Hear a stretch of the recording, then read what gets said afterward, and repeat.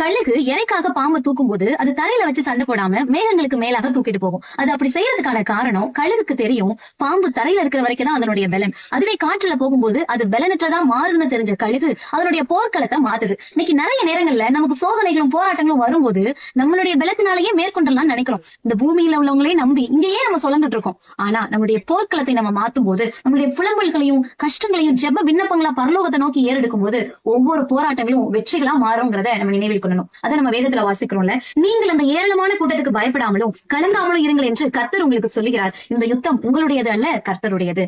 நாம பயப்படணுங்கிற அவசியமே கிடையாது. எப்பன்னு சொன்னா நம்மளுடைய புலம்பல்களையும் கவலைகளையும் கஷ்டங்களையும் ஜெப விண்ணப்பங்களா பரலோகத்துக்கு எடுக்கும் போது நம்மளுடைய யுத்தம் அவருடைய யுத்தமா மாறும். நம்ம சும்மா இருப்போம், கர்த்தர் நமக்காக யுத்தம் செய்வார். அதை நம்ம வேதத்துல வாசிக்கிறோம்ல.